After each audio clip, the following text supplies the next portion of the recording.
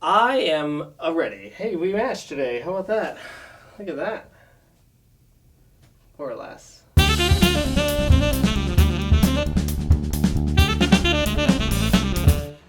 Hey, everybody. This is our review of Spider-Man Homecoming.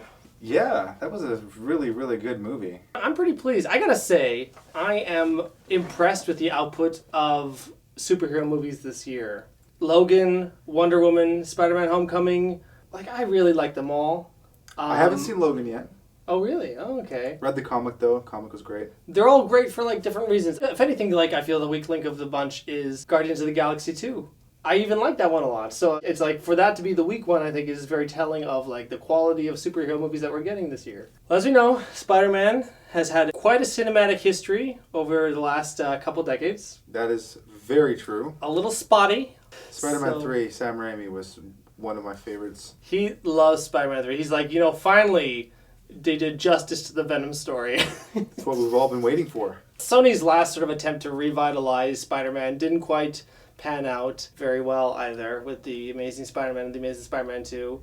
I could kind of see that movie going in directions that I was not happy with, and sort of just them wanting to do their own sort of Spider-Verse and probably load up with way too many supervillains. They're talking about doing a Sinister Six movie. I'm you guys gotta pull off a really good a solo bad guy movie because we're just not ready for that. Sony and Marvel learning to play nice and work together I was so grateful to hear that. And while I liked Andrew Garfield a lot of Spider-Man, I understand the necessity to reboot the franchise yet again, and I think they couldn't have done a better casting decision than Tom Holland. No, an interesting thing about Tom Holland, he was like, I got to play Spider-Man. Mm-hmm. So, he went to his audition and whatnot. I watched this on his YouTube page or whatever. He says, he put some, parkour and some stuff because he's a gymnast, right? He's that nimble in real life. I'm so glad that he's found the limelight because ever since I saw him ages ago in The Impossible, I'm this kid is such a good actor, and then I never saw him for ages until it was announced that he was going to be Spider-Man. I'm like, wow, what an opportunity, what a way to break into the mainstream, What worked for you in this movie? Oh man, where to begin? I love that they gave him a much more modern twist. Mm-hmm. With his vlog that he was doing that he can't show anyone. Yes. All of those vloggy moments that they have little Easter eggs of his battle with the Avengers in Civil War. He's very relatable as a Peter Parker. Oh, heck yeah. I feel a lot of myself in my high school self with him, having that sort of a lack of confidence and kind of knowing who you want to be and being kind of unable to reach it right away. Yeah. I think that was super relatable. Oh, hardcore. And that whole, him idolizing Tony Stark. Which is, I think fits well with the Spider-Man lore. Because at this point, everybody knows the story about Uncle Ben and how he died and why Spider-Man is doing what he's doing. Him looking up to Tony Stark just kind of fits in nicely with that idea because, he's lost his original father. Then he lost his father figure, and now he has a new father figure who he's really looking up to and is feeling totally just ignored by.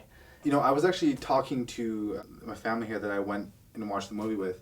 I was saying before, I was like, what kind of bugs me is that they didn't do any slow motion spider sense stuff. And then I was like, wait a second, they don't have to. The audience no longer needs to have it spelled out that he can see so much faster than we can because he's got the spider sense and he's hyper aware. You can see that in the fact that he's not looking at you and he dodges. And in real time, that's what it would look like. So we're getting a real time Spider-Man doing all these amazing things. In the blink of an eye, you're just like, holy crap, so that's what Spider-Man's supposed to look like. And at this point, it'd be really cliche because both the Sam Raimi movies and the Mark Webb movies, both of them did the slow-mo thing to kind of portray what it is. And they did it a little differently, but at this point, it's you can't really find a new spin on that. So just to kind of see it in action, I think was the best move to do it. I think so too. And originally I was like, I didn't like it, but then I thought about it and I was like, no, wait a second, that's actually a really good move. Another thing I really loved was the fact that the Flash Thompson wasn't the physical, towering, scary bully that he is in both other iterations of the Spider-Man movie. Whereas this other Flash, I didn't quite know what to make of him, but I really liked that he was more of a cyber bully than he was an actual bully. To the point where, he's a DJ and all that stuff, and he's getting everyone to call him penis Parker or whatever. I don't know. That's an interesting twist on Flash, but I liked it because words can be just as damaging, if not more, than getting beat up, right? So. And honestly, it's a more realistic take on bullying these days, I feel. I feel like the days of big intimidating jock beating up on geeky kid, that's not really what is happening so much in modern schools right now. Maybe a little bit. I wouldn't write it off completely. But I feel like that's kind of a trope more of from the old days of the Spider-Man comics. Peter Parker was this puny little geek, and then the really popular Flash Thompson was this jock. The social system of schools, it just feels like it's not exactly what that was anymore. Bullying is a little more mental and invasive in that way, rather than being a physical problem. And I don't want to say it isn't at all, because it probably is. Well, it could just be that physical bullying is overshadowed by all the cyberbullying and mental bullying that goes on.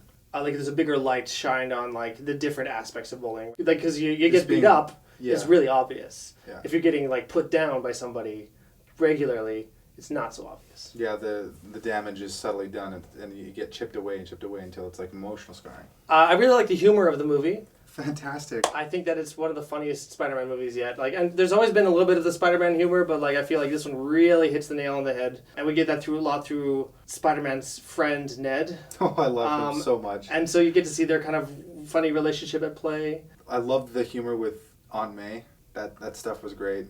Another thing that I really, really liked was the villain aspect. He's not just the quintessential bad guy who wants to wage war on peace and happiness, a la the Underminer from The Incredibles.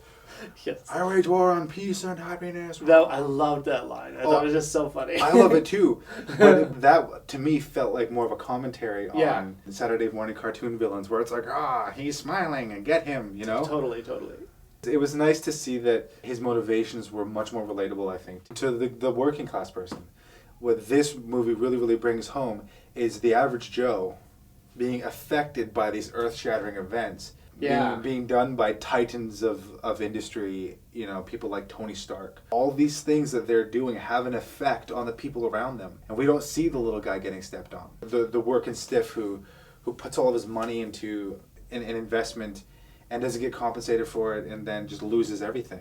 To build on that, I like that they were able to make let's be fair, a B-list villain of Spider-Man as the Vulture into a villain that I cared about. Wow, they actually did it. They made me sympathize, to some degree, understand where the Vulture is coming from. Because he was always it was just, in the comics, I'm going to steal diamonds, I'm going to steal a bunch of money, haha, I'm old and I can fly. And it was nice that the stakes at the end of the day weren't end of the world vortex is going to suck everything up and destroy the planet. It was actually very personal stakes on behalf of Parker's, elevating it to these are arms distributors and they need to be stopped. They're actually good. They could do a lot of potential damage. And I think the stakes were definitely at a very healthy point of like being high, but not like ridiculously high.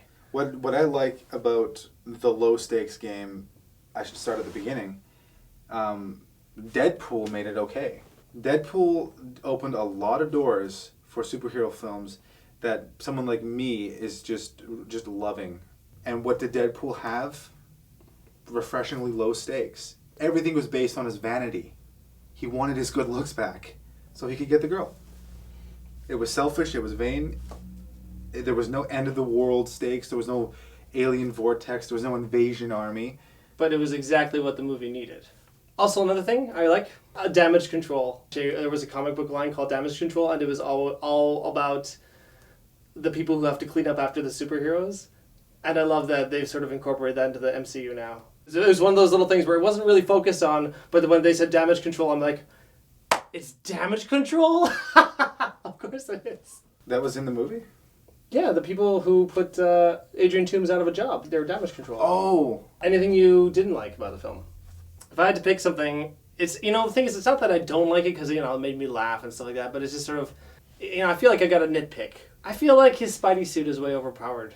Spider-Man's got such amazing abilities that he didn't need all of the gadgets that Tony gave him. I mean, I understand why, and it adds kind of an interesting new spin to the character. I just kind of like the fact that, Spider-Man, he can make it on his own, and I feel like he wouldn't have made it as much on his own if it weren't for the suit. It's nitpicking. If I have to nitpick, I'm not supposed to be attracted to Aunt May. She's supposed to be this frail old lady. Yeah. No, that's not a nitpick at all. I would have liked to have seen more of actually her and Peter's interaction. There should have been a little bit more of their relationship, so that way we could see how much she notices when he goes out at night and things like that. So, what did you guys think of Spider-Man Homecoming? We would love to know. Please comment in the comment section. Give us a thumbs up. Subscribe. We're going to put out more reviews like this. We want to keep things current and fresh. We can't just talk about 90s shows all day, can we? No. Next, I think we're going to hit up Baby Driver. What do you think? I'd like to talk about Baby Driver. Share with your friends. Sorry, Spread the Mom. love. Good night and farewell.